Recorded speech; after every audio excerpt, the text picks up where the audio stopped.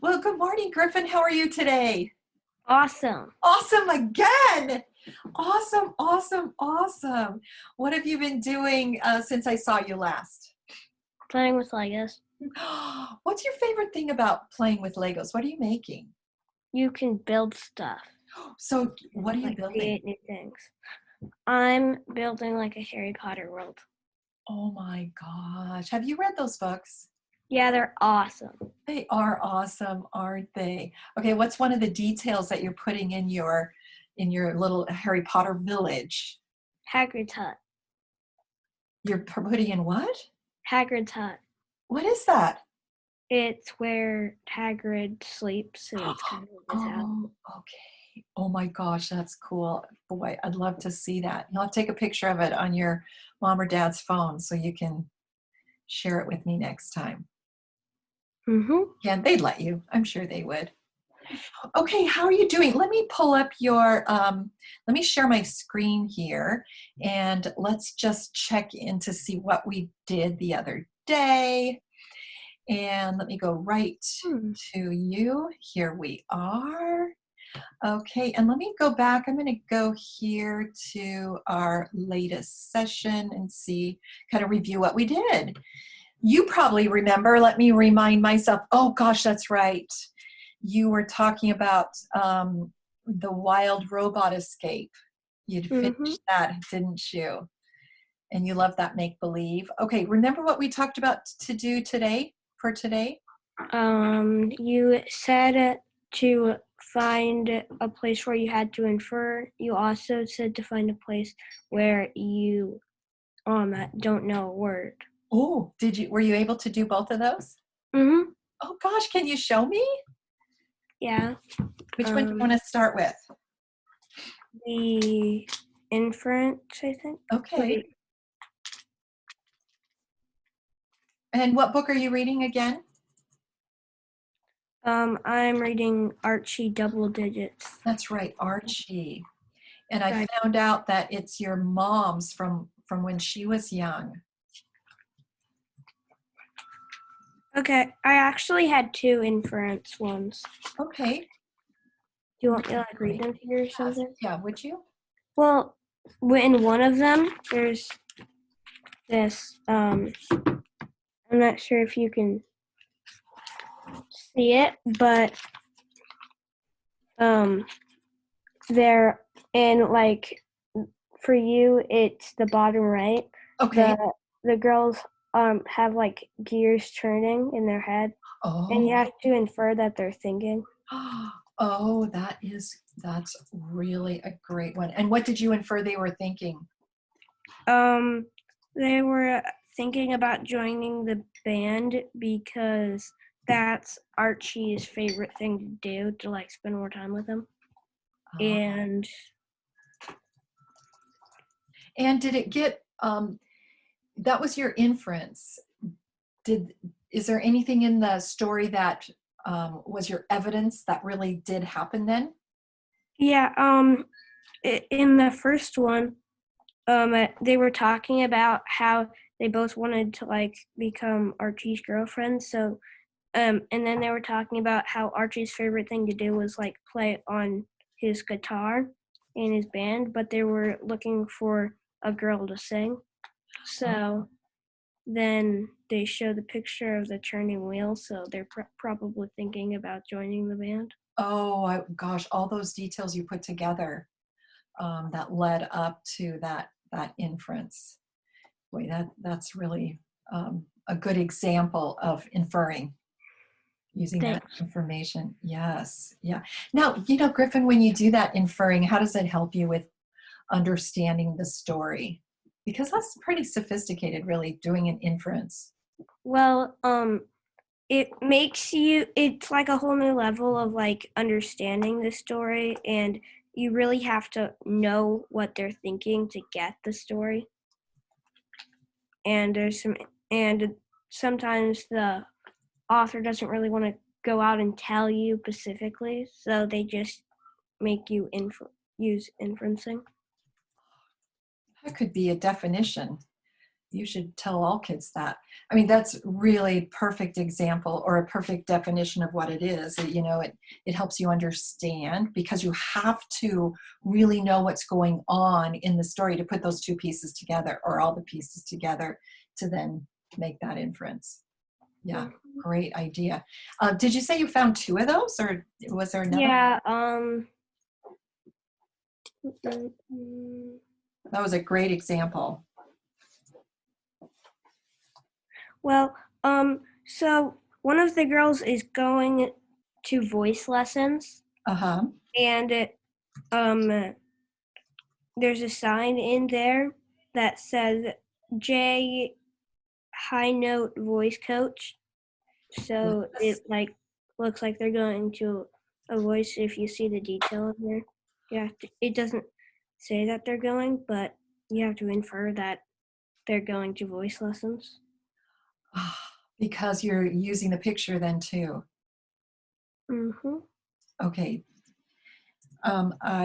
That's a really great example too. And that, you know, when you look at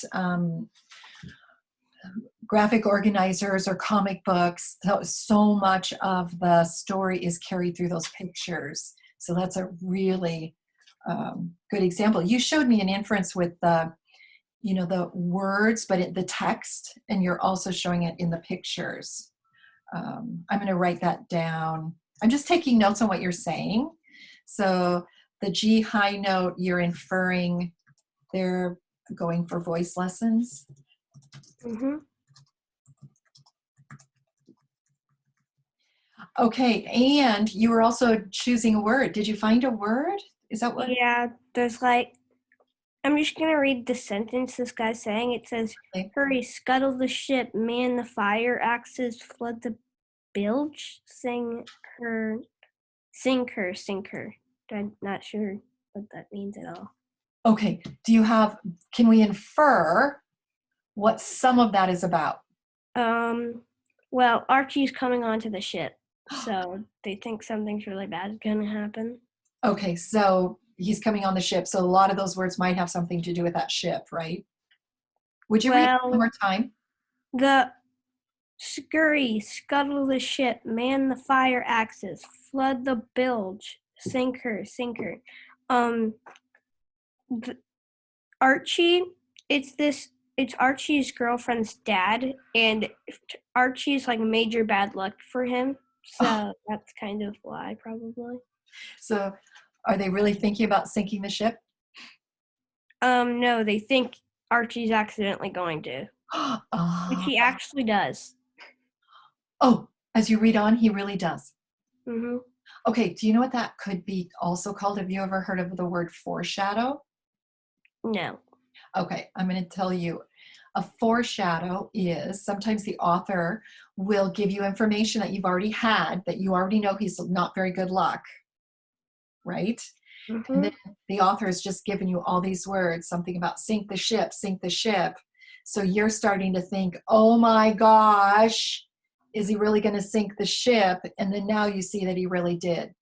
So he's Mm-hmm. giving you some clues. They call that foreshadow in some way. I'm going to also do some work to, in fact, here's what I'd like for you to do today. Next steps. Would you do a little research on the word foreshadow Okay. and see if you can come up with what that really means? Find the meaning and see if that's true, if that section right there is a foreshadow, or if it might be something different. So how are you going to find out what foreshadow means? I'm going probably to look it up onto a computer or something, and then like summarize what it says. Okay, that's fabulous. And then I want you to remember that section about, would you read that one more time? I'm going to remind it for us. Hurry, scuttle the ship, man the fire axes, flood the bilge, sink her. Okay, I just did a quick little, and you see what I did here. Do you see my ellipse right here, which shows 3 little Mm-hmm. dots? That just means, you know, that just means there's more words there. But I just wrote, hurry, scuttle the ship. And I'm sure I spelled scuttle wrong. How do you spell scuttle? It's S-C-U-T-T-L-E. Okay, scuttle the ship. Sink her, sink her. Okay, so foreshadows are an interesting thing that authors do to keep you engaged. Is kind of also in that realm of inferring. So I think this is really interesting. I think it is. So you're going to keep reading, Griffin. Can you do some work on foreshadowing? What else do you want to work on and think about while you're reading this next section? Well, like I'm on a new thing now, but I'm not really. Can you like clarify? Oh, that's a good idea. That's a really great question. Yes, so when you're reading, yesterday you were reading and you were looking for inferences and some vocabulary words that you maybe didn't know. Do you want to keep doing that, looking for inferences or maybe even foreshadows? Okay. And then keep looking for other words that are interesting. And I also want to know what page you're on. Remember, there's no page number. Oh, that's right. There's no pages. There are no pages. No page numbers. How many minutes did you read yesterday? Like I said, it was like 40 to 30. Okay. So you did 30 to 40. So you'll do the same today? Yep. Okay. Show me how far you are in the book. Okay, I'll try to find my page thing.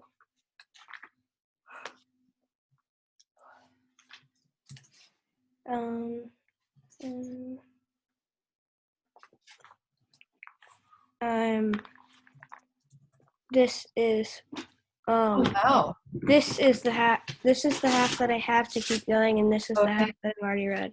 Okay, so will you put a sticky note there for where you are today, and we'll just kind of look to see how you're doing tomorrow. Are you enjoying the book? Yeah, it's really funny. Did you ever imagine? Had you ever read any like this before? No, not really. Mostly because it's like all wrinkly, but that's all you have, right? Okay, here's another thing I want to do, Griffin. If we're looking at inferring, and if we gave you a 1, 2, 3, or 4, below standard, approaching, meeting, or exceeding, meaning, do you think you really understand how to infer, or do you need a lot more help on it? I think I know how to infer.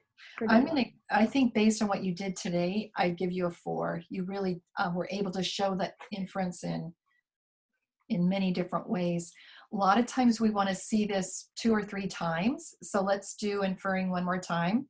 I'm going to put it up here, and the infer, make a mental, infer and support with evidence, which is exactly what you have done. So we'll put that in, and I'm going to save those notes. And let's meet again. I'm going to put you in the calendar.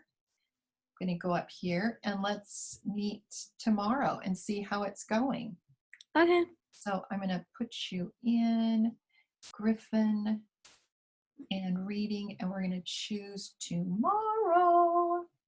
So fun. And save to calendar. Griffin, anything else? What are you going to do today? I'm going to play outside. Okay, you're going to do Legos, play outside. Is the weather nice today?